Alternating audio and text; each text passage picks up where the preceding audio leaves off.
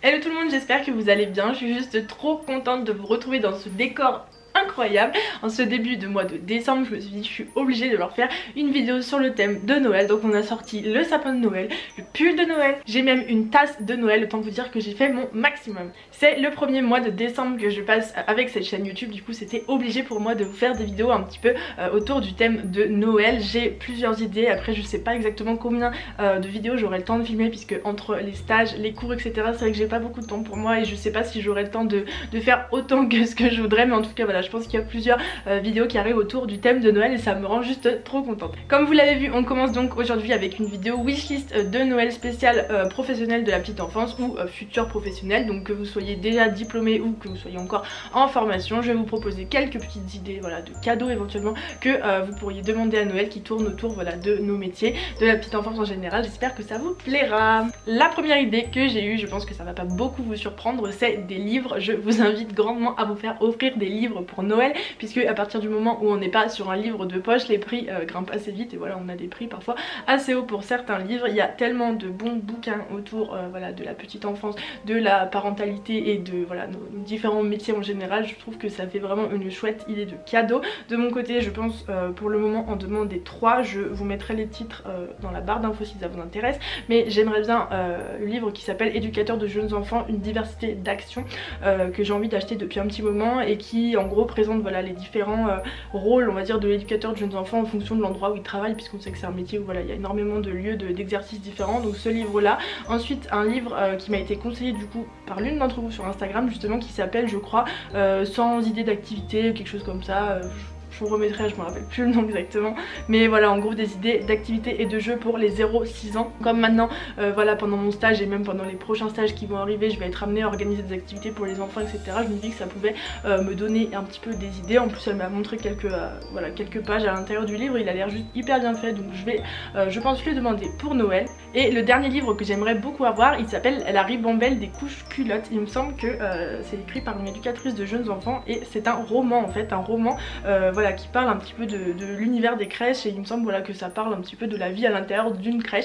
Et voilà, un roman, c'est très rare qu'on ait des romans qui parlent de ce thème là, et voilà, en plus c'est écrit par une EGE, donc je pense que c'est voilà, assez fidèle à la réalité, et voilà, j'aimerais beaucoup le lire, donc je pense le demander également. Ensuite, deuxième idée, c'est du matériel pédagogique qui pourrait vous être utile du coup dans le cadre de votre travail, que ce soit en crèche ou ailleurs. Je sais que normalement voilà, c'est des choses qui rentrent dans les budgets des crèches ou autres, et que c'est pas aux professionnels de les acheter en tant que tel, mais voilà, je sais qu'il y a pas mal de pros qui aiment avoir pour certaines choses leur matériel personnel, et puis qu'elles amènent voilà, à certains moments à la crèche ou autre et qu'elles font partager, mais voilà, qui aiment avoir parfois leur propre matériel.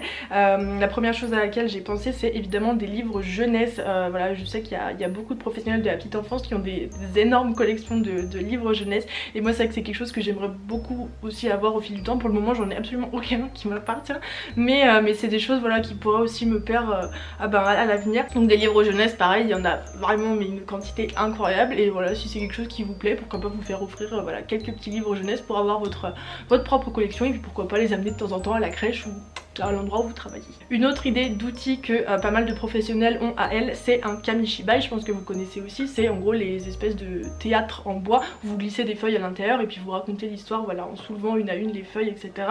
Et voilà, c'est un concept que j'adore, et en tout cas ma tutrice que j'ai en stage actuellement a son propre kamishibai, et je sais que c'est pas la seule, donc pourquoi pas, si c'est quelque chose qui vous plaît, pourquoi pas avoir le vôtre, et voilà, créer vos propres histoires, vos propres dessins. Je pense que c'est un truc qui peut être assez chouette, en plus voilà, c'est tout en bois etc, c'est pas forcément donné, je trouve que ça peut être une bonne idée de cadeau. Et enfin, dernière idée d'outil, les marionnettes. Je trouve aussi que c'est quelque chose de super sympa, que ce soit les marionnettes à doigts, les marionnettes classiques où vous glissez la main à l'intérieur. Ça je trouve que c'est pareil, il y en a plein qui sont juste trop mignonnes, et ça peut être une super chouette idée en crèche pour amener des histoires ou des comptines de manière différente. Les enfants adorent voilà, voir la petite marionnette qui bouge et qui permet de suivre un petit peu l'histoire, c'est quelque chose que je trouve hyper chouette. Ensuite, troisième idée, c'est un abonnement à un magazine spécial petite enfance ou parentalité selon ce que vous préférez. Il y a pas mal de magazines qui existent sur ce thème là. J'avais noté du coup EJE journal qui pour le coup est vraiment spécifique au métier de JE. Après il y en a d'autres qui concernent voilà, les autres professions de la petite enfance. Il y en a un d'ailleurs qui s'appelle juste métier de la petite enfance qui est assez connu et voilà j'ai pu en voir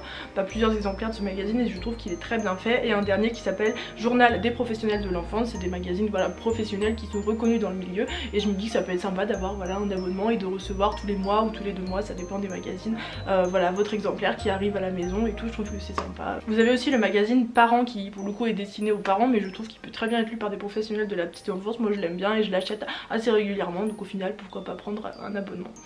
Ensuite quatrième idée, ce sont des vêtements pour les stages ou pour le travail puisque je considère qu'on a des métiers où il faut des vêtements qui soient vraiment adaptés à ce qu'on fait, donc des vêtements qui soient confortables, des vêtements voilà, avec des matières qui sont pas trop salissantes et surtout qui se lavent comme il faut. Donc voilà, si vous êtes un petit peu en manque de vêtements et pourquoi pas demander voilà, des vêtements spécifiques pour le travail. Donc j'avais noté voilà par exemple des pantalons amples, des leggings en fonction de ce que vous portez hein. Après au niveau des chaussures ça peut être une bonne paire de baskets si vous n'en avez pas, ça peut être aussi une paire de crocs, c'est pas le cadeau de Noël le plus classe mais en vrai je trouve que ça coûte hyper cher les crocs pour ce que c'est, donc pourquoi pas demander une paire de crocs. C'est vrai qu'en crèche ça se porte beaucoup et c'est quand même assez pratique. Autre chose aussi c'est les badges personnalisés, je sais que chez les EJE ça se fait pas forcément beaucoup mais chez les auxiliaires de puériculture, les infirmières, tout ça un peu plus, voilà quand c'est à l'hôpital, en maternité etc, il y en a beaucoup qui aiment avoir des badges du coup personnalisés, pas les badges tout simples blancs avec leur nom. Il y a plein de créatrices maintenant notamment sur Instagram qui font des badges un petit peu sympas où elles collent, c'est souvent par exemple de la pâte Fimo, des choses comme ça, elles vont vous coller un petit biberon, un petit nounours, une petite sucette sur le badge et ça fait des, voilà, des badges un petit peu colorés et sympas et c'est vrai que pour les enfants c'est toujours plus rigolo d'avoir un truc un petit peu comme ça. Et enfin dernière idée du coup pour le travail ou les stages, c'est les accessoires pour les repas. J'avais pensé notamment aux lunchbox ou les boîtes bento, on appelle, vous savez, les boîtes avec différents compartiments, vous pouvez mettre votre entrée, votre plat, une sauce, un dessert etc. C'est des box au final qui coûtent assez cher et je me dis que voilà ça peut être une idée sympa si vous avez besoin voilà, d'emmener votre repas tous les midis dans la structure où vous êtes en stage ou vous travaillez, pourquoi pas. Également les gourdes isothermes en inox là voilà si vous n'en avez pas je trouve que c'est aussi sympa, ça évite d'avoir les bouteilles en plastique. Moi je sais que j'en ai une et je m'en sers hyper souvent, que ce soit pour mettre de l'eau, du thé, du café, tout ce que vous voulez, c'est joli et voilà ça évite de polluer de trop donc on va les. Voilà du coup pour mes idées de cadeaux de Noël spécial pro de la petite enfance. Si vous avez d'autres idées n'hésitez pas à me les laisser dans les commentaires puisque je suis moi-même un petit peu en manque d'inspiration pour ce Noël. Toutes les idées que je vous ai données là c'est pas forcément des choses que je vais moi demander personnellement, c'était voilà histoire de vous donner un petit peu des idées. Du coup si vous avez des choses à me suggérer je suis preneuse. Je vous laisse donc pour cette vidéo, profitez bien de ce début de mois de décembre, que ce soit avec vos familles ou dans vos structures avec les enfants. C'est une période je trouve qui est vraiment particulière et avec une ambiance que je trouve très chouette donc vraiment profitez-en. Je vous dis à très vite dans une prochaine vidéo, je l'espère sur le thème de Noël, je vais faire mon possible en tout cas. Gros bisous, à bientôt.